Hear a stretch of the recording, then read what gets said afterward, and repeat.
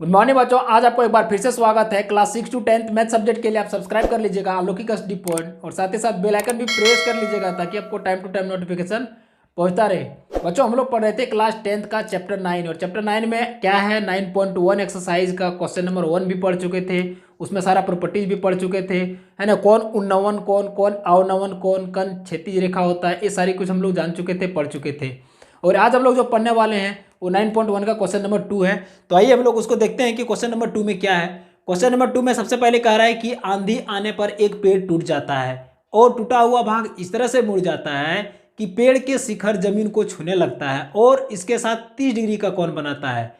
पेड़ के पाद बिंदु की दूरी जहां पेड़ के शिखर के जमीन को छूता है 8 मीटर का है, तो पेड़ की ऊंचाई ज्ञात कीजिए। बच्चों, सबसे पहले क्वेश्चन समझ करके कहानी टाइप पर आ जाता है। बहुत तेज आंधी आया, आंधी आने के कारण एक बहुत लंबा सा पेड़ था जो कि बीच में मुड़ गया। अब बच्चों, मुड़ने के बाद क्या होगा, वो टूट के गिरा नहीं है बल्कि वो मुड़ गया है। मुड़ने के बाद क्या होता है कि वो अपना एक ट्रायंगल शेप में आ गया।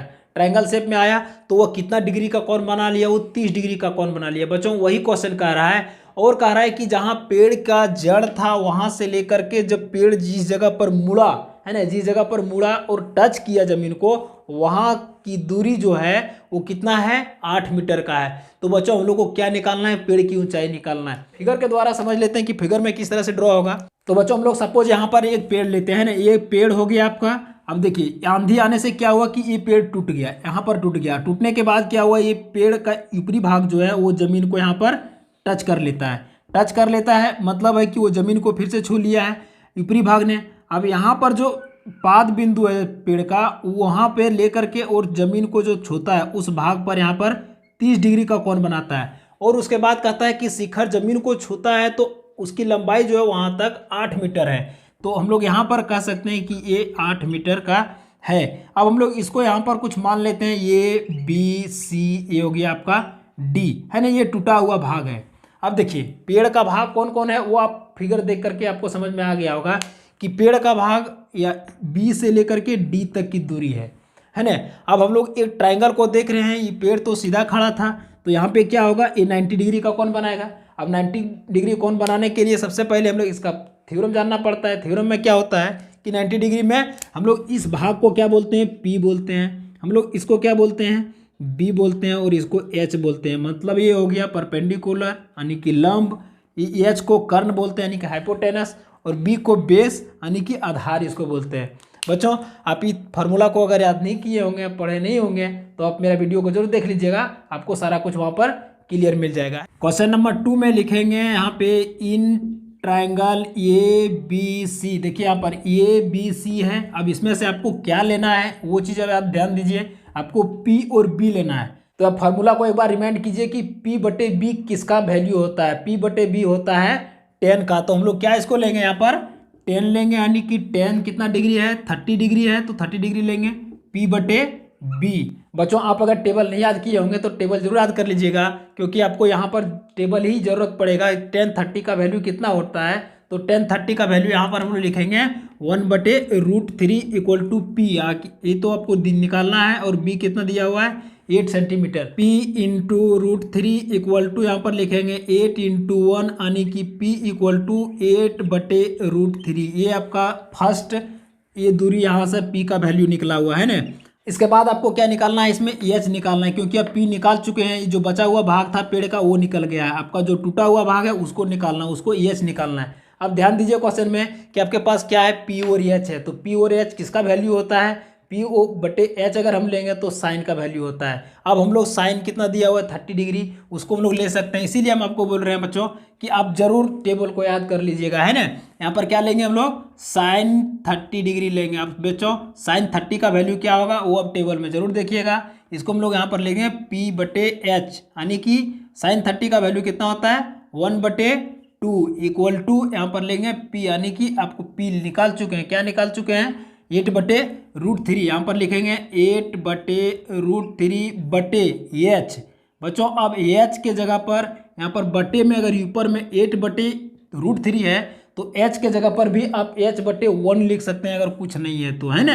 अब हम लोग इसको यहाँ पर क्रॉस मल्टीप्लिकेशन करेंगे तो 1/2 इक्वल टू 8/√3 ये पूरा का मतलब है, यानी कि ये जो लॉन्ग लाइन दिया गया है इसका मतलब है कि 8/√3 का बट्टे H/1 है, यानी कि ये डिवाइड में है। तो जब डिवाइड को हम लोग इनटू में चेंज करते हैं तो अगर बट्टे में हो यानी कि P/Q के फॉर्म में हो तो उसको हम लोग पलट देते हैं। जैसे हम लोग यहाँ पर लिख सकते हैं कि 8/√3 इक्वल टू 1/H। जैसे आपको अगर यहाँ से क्लियर नहीं हो रहा होगा तो मैं यहाँ पे क्लियर करना चाहूँगा। जैसे देखिए वहाँ पर क्या लिखा हुआ है, 8/√3 लिखा हुआ है, उसके बाद क्या है H/1 है ना। अब इसको हम लोग कैसे लिख सकते हैं, इसको हम लोग लिख सकते हैं कि 8/√3 लेंगे, उसके बाद ये 1 जो है वो ऊपर चला जाएगा और H ये नीचे आ जाएगा, है ना।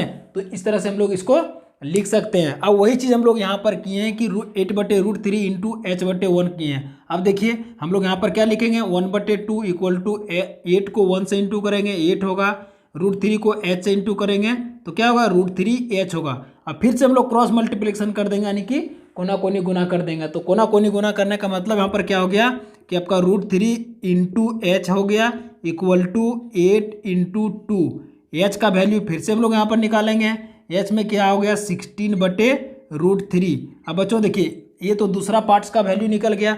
अब क्या करना है, आपको ये दोनों को प्लस कर देना है, क्योंकि आपको तो यहाँ पूरा पूरा लेना पड़ेगा। अब हम लोग यहाँ पर इसको लिखेंगे, ये देखिए आपको दोनों का निकालना है। क्या निकालना है, ये बी प्लस ये डी। तो हम लोग इसको क्या लिख सकते हैं, यहाँ पर लिखेंगे पेड़ की ऊंचाई है ना, कितना होगा, यहाँ पर लिख सकते हैं ये बी प्लस ये डी। ये दोनों को आप प्लस करेंगे तब जा करके आपका पेड़ की ऊंचाई निकलेगा। अब ए बी का वैल्यू अब कितना निकालने हैं, ए बी क्या दिया हुआ है यानी कि पी है, प्लस ये डी आपका क्या है, ये डी यानी कि यहाँ से जो टूट के भाग आ गया है वो एच आपका हो गया है ना।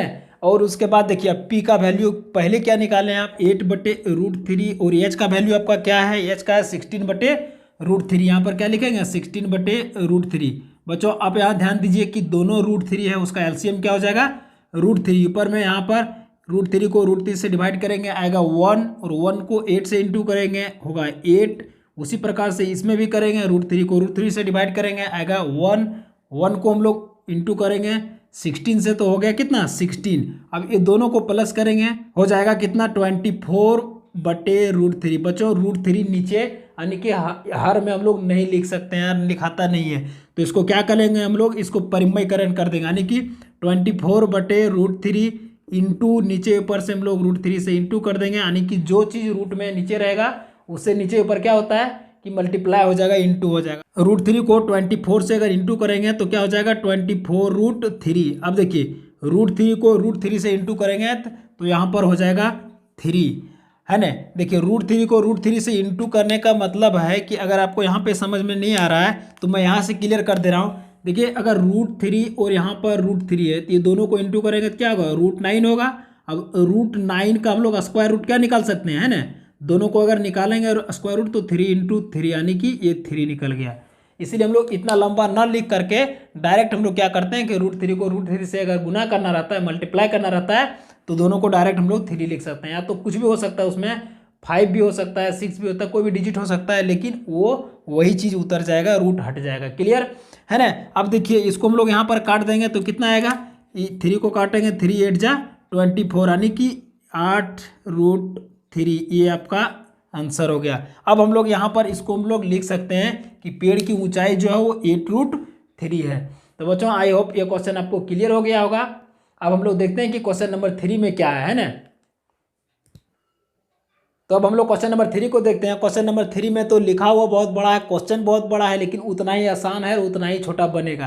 क्वेश्चन नंबर 3 में कह रहा है कि एक ठेकेदार बच्चों को खेलने के लिए कहता है कि एक पार्क में 2 फिसलन पट्टी लगाना चाहती है। 5 वर्ष की उम्र के लिए ऐसी फिसलन पट्टी लगाना चाहती है जिसका शिखर 1.5 मीटर ऊंचा पर हो और उसमें भूमि पर 30 डिग्री का कोण बना रहा हो। लेकिन वही चीज़ कहता है कि जबकि इससे अधिक उम्र के बच्चों के लिए 3 मीटर ऊंचाई पर ढाल की फिसलन पट्टी लगाना चाहती है और जो भूमि पर 60 डिग्री का कोण बनाती है। कहता है कि प्रत्येक स्थिति में फिसलन पट्टी की लंबाई ज्ञात कीजिए। ये क्वेश्चन बहुत बड़ा है लेकिन बनेगा उतना ही आसान। इसमें कहता है कि 2 उम्र के बच्चे, एक है 5 वर्ष तक, एक उससे अधिक है। सपोज आप दोनों का अलग अलग फिगर बनाइए तब आपको क्लियर होगा। जैसे देखिए पहला बोल रहा है कि आप 1.5 मीटर ऊंचाई पर से एक फिसलन पट्टी लगाया जिस पर बच्चे लोग इस पर फिसलेगा, है ना।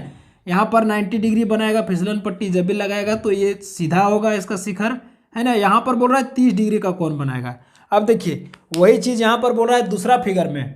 दूसरा फिगर में क्या कह रहा है कि थोड़ा इससे अधिक ऊंचाई का, यानी कि ये जो है वो 3 मीटर ऊंचा पर है और वहाँ से जो फिसलन पट्टी लगाएगा इससे 5 वर्ष से अधिक बच्चे इस पर फिसलन करेंगे, है ना। अब यहाँ पर भी वही 90 डिग्री का कोण बनाएगा और यहाँ पर जो एंगल बना रहा है वो क्वेश्चन कर रहा है कि 60 डिग्री का एंगल बनाएगा, 60 डिग्री का कोण बनाएगा।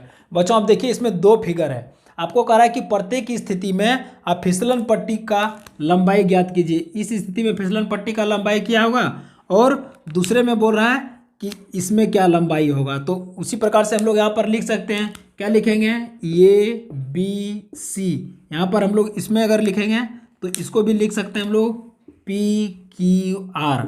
ये क्लियर हो गया। अब देखिए दोनों में अलग अलग निकालना है तो और आसान हो गया, और इसमें दिया क्या हुआ है वो आपको लेना है और निकालना क्या है उस पर ध्यान देना है। तो सबसे पहले आप क्या करेंगे, सबसे पहले आप इसका वैल्यू क्या क्या होता है वो सिर्फ जान लेंगे।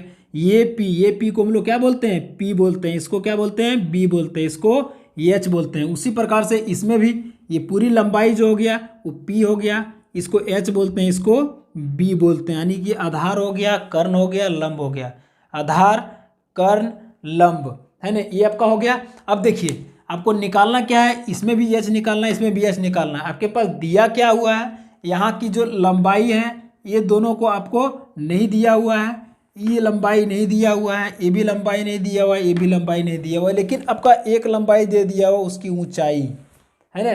तो ऊंचाई आपको दिया हुआ है, निकालना है आपको पी आर यानी कि एच निकालना है। तुम लोग एक एक करके निकाल लेते हैं, पहले 5 वर्ष से कम उम्र के बच्चों के लिए निकाल लेते हैं, है ना। अब हम लोग लिखते हैं फर्स्ट कंडीशन में हम लोग लिखते हैं यहाँ पे 5 वर्ष से कम उम्र के लिए, है ना। अब देखिए इसमें क्या दिया हुआ हम लोग लिखेंगे त्रिभुज किसमें, ए बी सी में लिखेंगे। यहाँ पर त्रिभुज ए बी सी यहाँ पर लिखेंगे इस तरह से, है ना, ए बी सी। अब ए बी सी में से क्या दिया हुआ आपका पी दिया हुआ है, मतलब आपको पास पी और एच है। पी और एच बच्चों किसका वैल्यू होता है, पी बटे एच यानी कि साइन का वैल्यू होता है, आपको याद होगा टेबल, है ना। तो हम लोग यहाँ पर लिखेंगे साइन 30 डिग्री। देखिए यहाँ पर 30 डिग्री दिया हुआ फर्स्ट स्टेप में, तो यहाँ पर लिखेंगे 30 डिग्री, इसका वैल्यू होता है पी बटे एच। पी का वैल्यू आपके पास दिया हुआ है, साइन 30 का वैल्यू आपको मालूम होगा, बार बार बना रहे हैं तो ये चीज़ याद भी हो गया होगा, 1/2 होता है ना। इसको यहाँ पर लिखेंगे क्या, 1/2 इक्वल टू 1.5 और एच का वैल्यू आपको निकालना है। यहाँ पर एच करेंगे cross multiplication, H into 1 equal to 1.5 into 2, H equal to क्या हो जाएगा 1.5 इंटू 2 को मल्टीप्लाई कर देंगे तो कितना हो जाएगा 3.0, यानी कि एच इक्वल टू आपका 3 मीटर निकल। अब उसी प्रकार से हम लोग दूसरा में लिखेंगे। दूसरा में क्या है, 5 वर्ष से अधिक उम्र के लिए। अब देखिए कम वर्ष के लिए हम लोग कितना है, उसका हाइट निकला था 3, आप अधिक वर्ष के लिए निकाल रहे हैं ना। अधिक वर्ष में आपके पास वही चीज़ जो आप पहले बनाए उसी प्रकार से बनेगा। देखिए यहाँ पर पी आपका दिया हुआ है, आपको एच निकालना है, तो हम लोग यहाँ पर क्या करेंगे, यहाँ पर लिखेंगे त्रिभुज पी क्यू आर में। पी क्यू आर में आपका दिया क्या हुआ है, पी और एच। बच्चों पी बटे एच का इसका मतलब होता है कि साइन का वैल्यू है, ये साइन का वैल्यू है, मतलब यहाँ पर क्या लिखेंगे साइन 60 डिग्री। साइन 60 डिग्री का वैल्यू कितना होता है वो चीज़ आप टेबल में ज़रूर देख लीजिएगा, है ना। इसका यहाँ पर लिखेंगे पी बटे एच, साइन 60 का हम लोग लिखेंगे √3/2 इक्वल टू पी। पी का वैल्यू कितना दिया हुआ है 3, अपन निकालना है आपको कितना एच, इसको हम लोग क्रॉस मल्टीप्लिकेशन कर देंगे, यानी कि कोना कोने गुना करेंगे।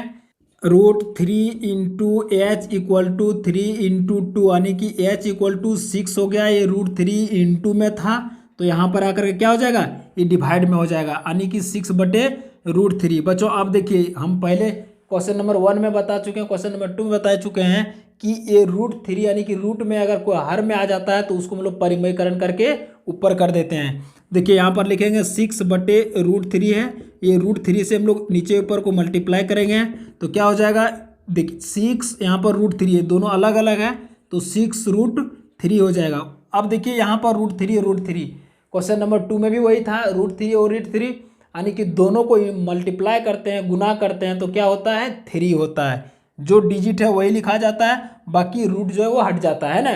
तो हम लोग क्या लिखेंगे √3 को √3 से 3 हो जाएगा। अब हम लोग इसको काट देंगे, लिखेंगे यहाँ पर 3 × 1 = 3, 3 × 2 = 6। अब देखिए कितना बच गया, यहाँ पर बच गया आपका 2√3। यही आपका ए आंसर होगा, यानी कि इसका जो आंसर होगा वो एच का 2√3 आंसर होगा, है ना। तो बच्चों आई होप आपको यह सब क्लियर हो गया होगा और अच्छी तरह से समझ में आ गया होगा। समझ में आ गया होगा तो ज़रूर लाइक कीजिएगा, शेयर कीजिएगा और सब्सक्राइब कर लीजिएगा, ताकि मेरा स्ट्रेंथ बना रहे और मैं उतना ही जोश के साथ आपके साथ